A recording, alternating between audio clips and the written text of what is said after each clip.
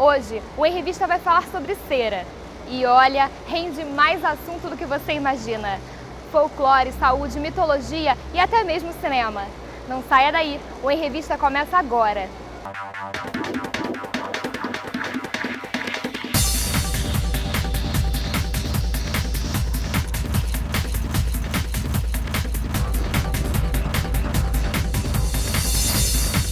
A palavra cera, ela tem várias significações, podemos até dizer que é uma palavra polissêmica, no sentido de poder expressar várias coisas na nossa língua. Nós temos vários tipos, inclusive, de cera, ceras produzidas por árvores, ceras produzidas pelo nosso próprio organismo.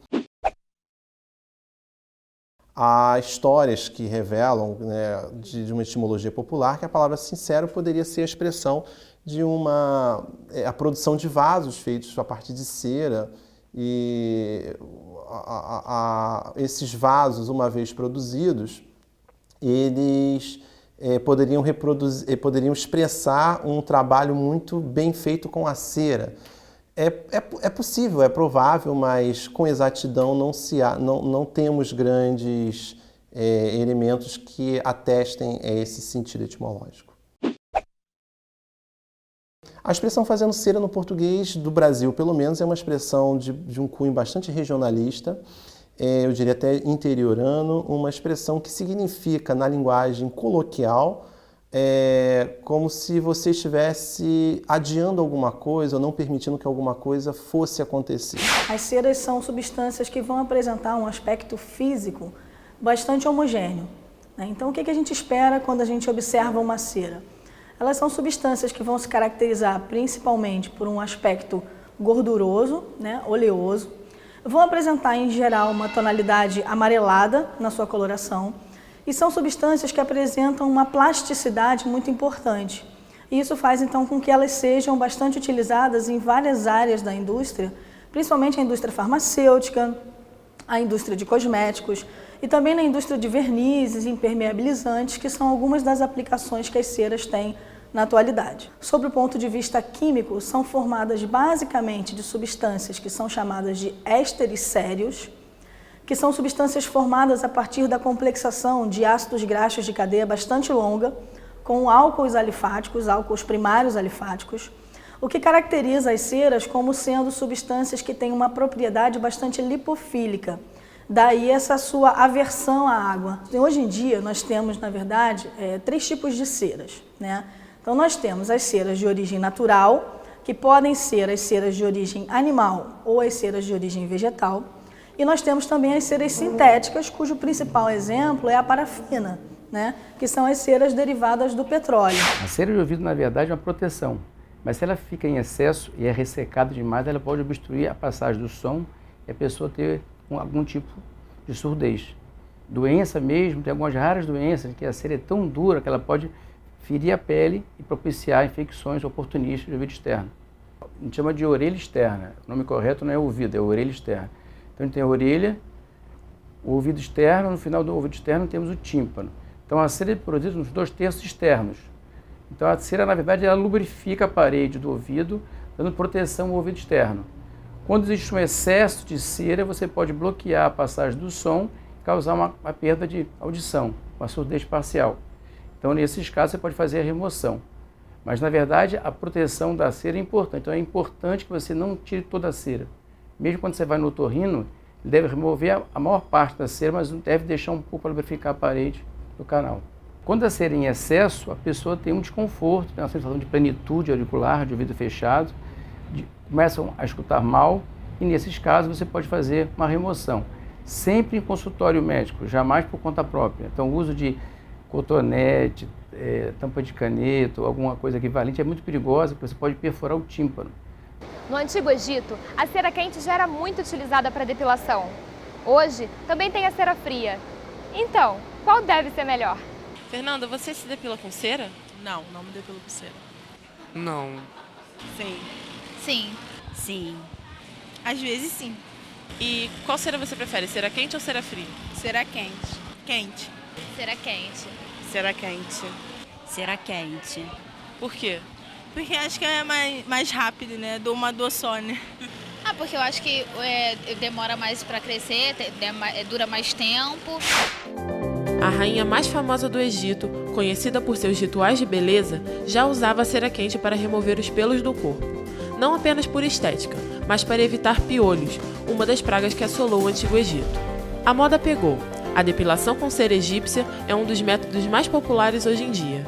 A cera quente geralmente é utilizada numa termocera para ela ser aquecida e ser aplicada no local. A cera fria, geralmente, ela já foi processada anteriormente e ela é aplicada em bandagens, né? Então não há necessidade, ou então nesses aparelhos rolões, que a temperatura é bem baixa, né?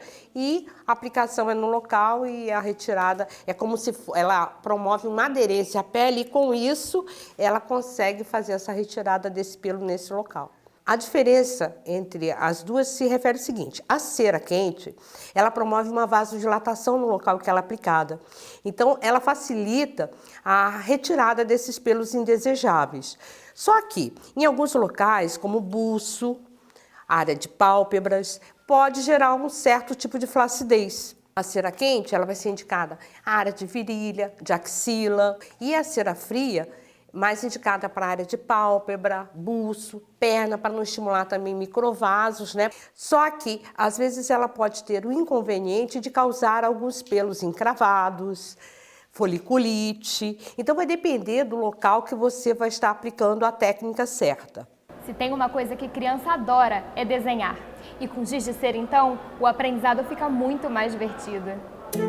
Rabisca dali, rabisca daqui. Na prática pode até parecer só diversão, mas na teoria, brincar com giz de cera ajuda e muito no desenvolvimento da garotada. O lápis de cera, ele é um artifício, um recurso utilizado pelo professor basicamente na educação infantil, que tem como objetivo o desenvolvimento da criatividade da criança. O lápis-cera, como qualquer recurso pedagógico, ele precisa ser orientado para que não seja uma atividade solta. A criança precisa entender o porquê que ele está manuseando aquele material, sendo que essa orientação da criança, ela precisa atender à etapa de desenvolvimento da criança.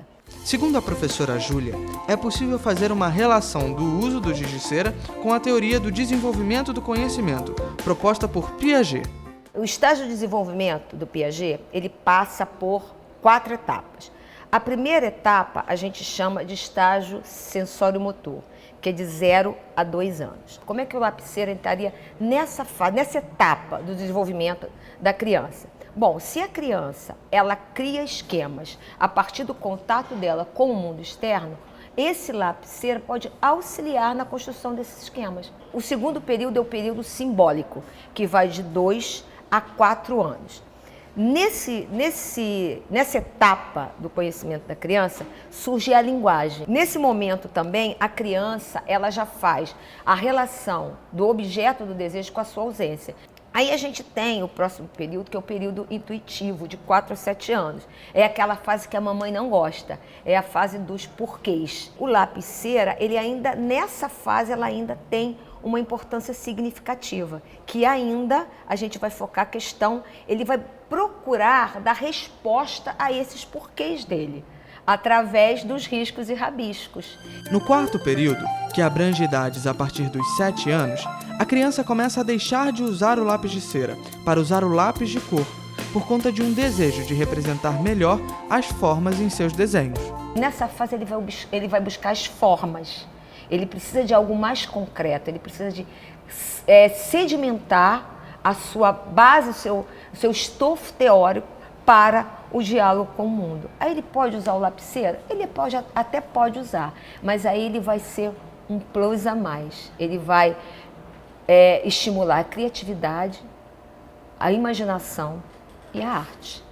Aí a gente pode dizer que o lápis de cera ele vai contribuir muito mais nas 3 primeiras fases no desenvolvimento da inteligência da criança, segundo Piaget. Tá achando que só tem isso? Espera só até o próximo bloco para você ver quanta história a palavra cera rende.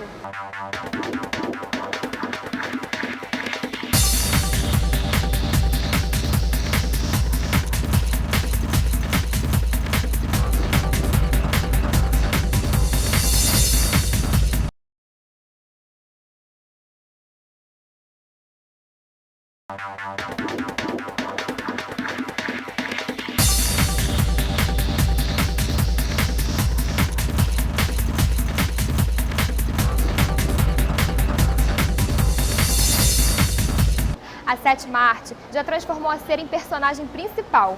O filme mais recente é A Casa de Cera. O surgimento do Museu de Cera no século XIX, atendendo muito ao gosto pelo real do público espectador daquele momento histórico.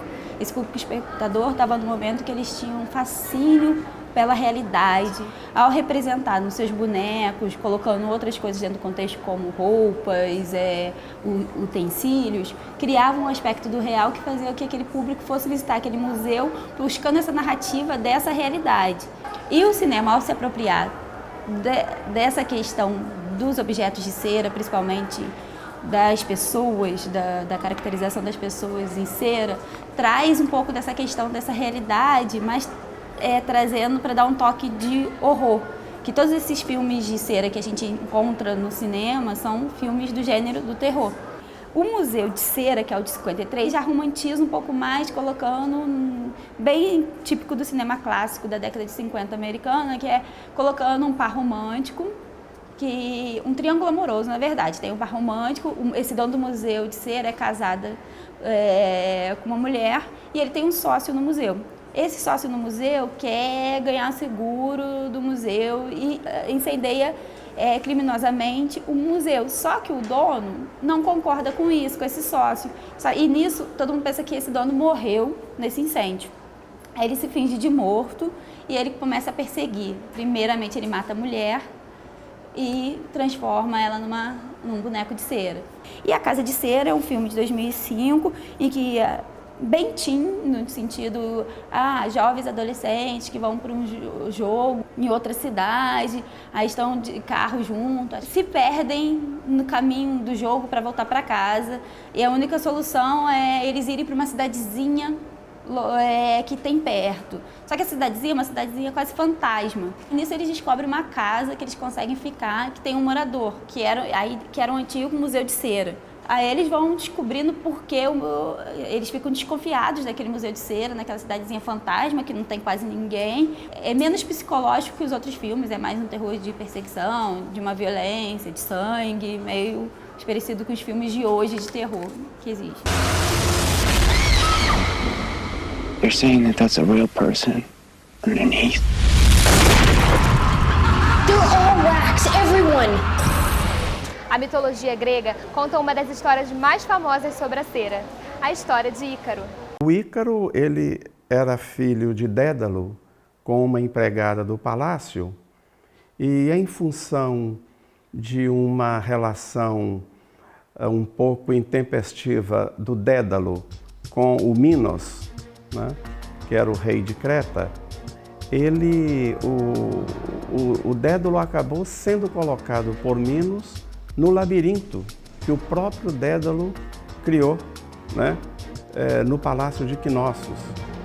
E o que acontece? O Dédalo saiu com muita facilidade do labirinto, né, uma vez que fora ele que construíra o labirinto.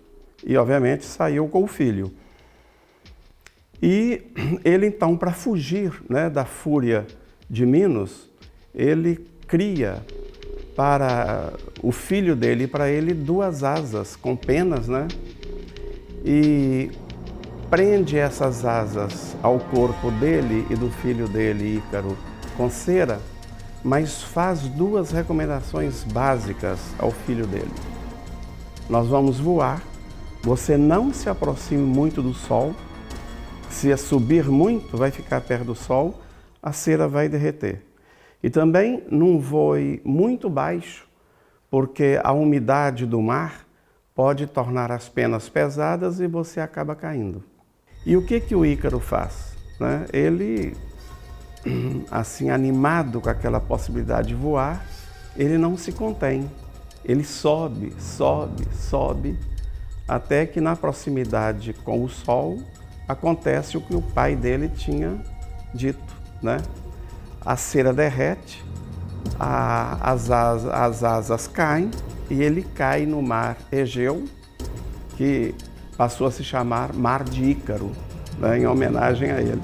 A cultura brasileira também não fica atrás. Além de rituais indígenas e religiosos, as lendas do nosso folclore também colocaram a cera em destaque.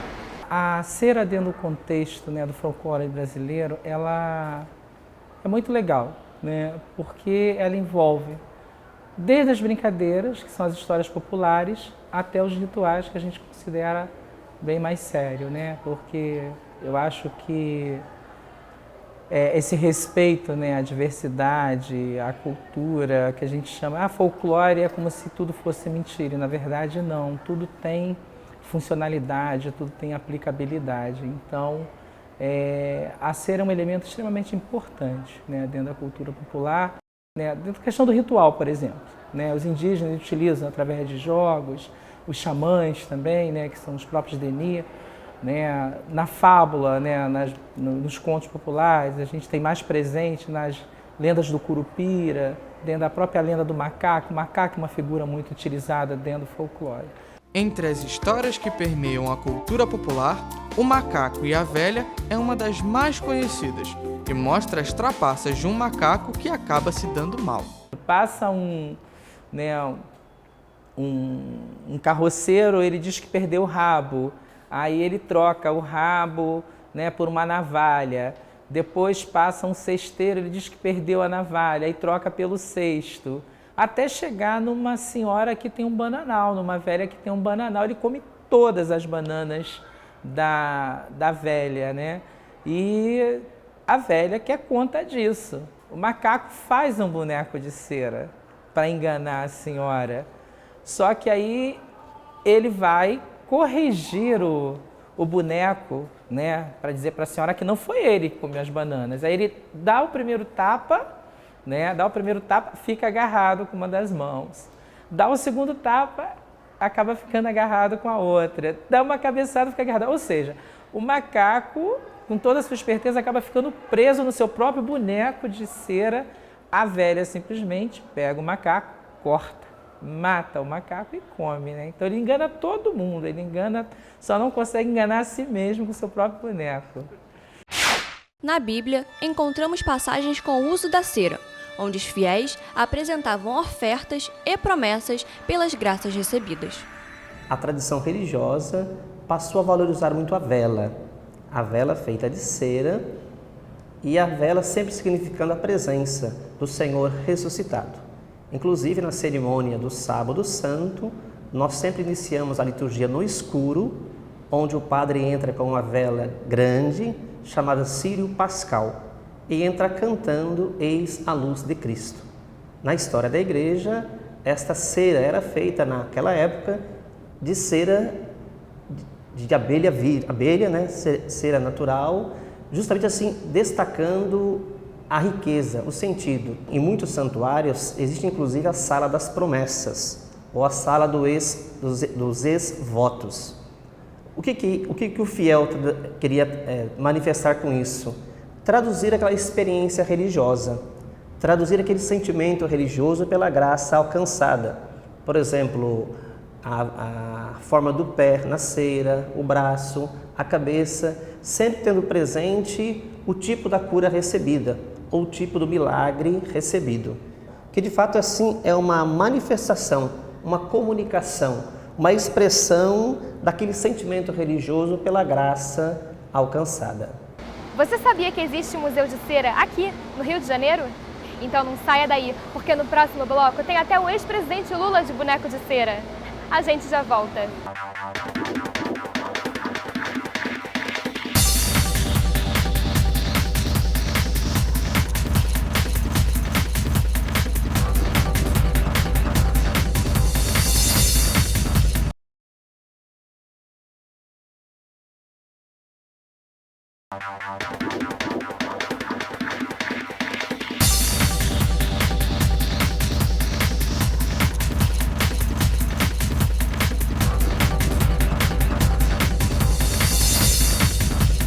Cidades dos Estados Unidos, em países da Europa, da Ásia e do Japão, os museus de cera fazem muito sucesso.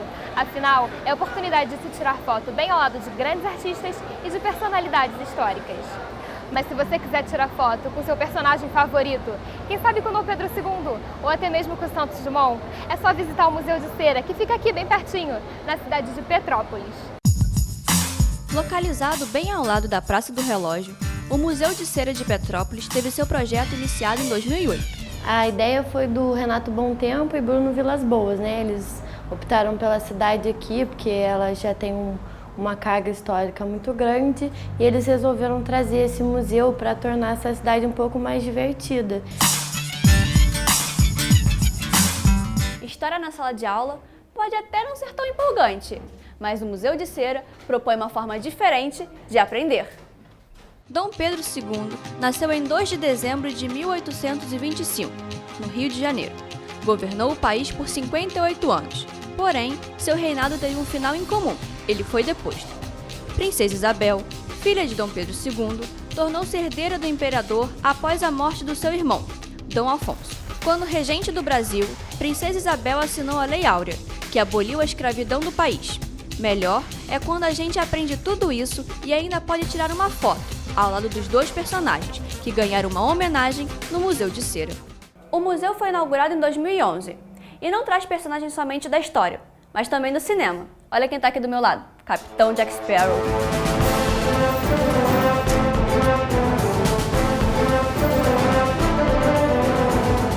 Batman, Hitchcock e Superman dividem o mesmo espaço no Museu de Cera. Não foi só no cinema que Bruce Wayne, mais conhecido como Batman, teve que dividir seu espaço com o inimigo Pinguim. E amigavelmente, Superman fica nos observando do ar e seu cenário teve direito a uma música tema do filme Tudo Mais. E o diretor Alfred Hitchcock, mestre do suspense, também ganhou uma homenagem com a montagem do cenário de Psicose, um de seus filmes mais famosos. Tá. Presidente, é o ministro.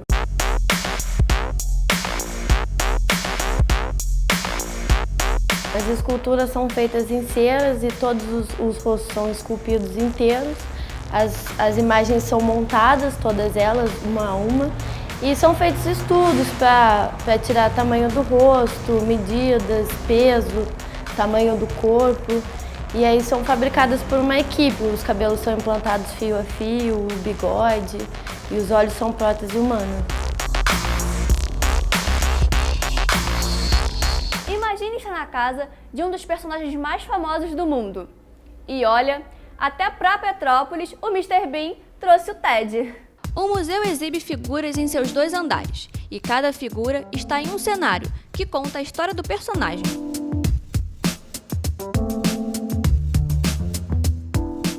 Algumas delas foram encomendadas, como as históricas e as brasileiras, como o Santos Dumont, Dom Pedro II, mas algumas eles já fabricavam, porque são artistas estrangeiros, né, norte-americanos, como o Mr. Bean, o Super-Homem e o Alfred Hitchcock.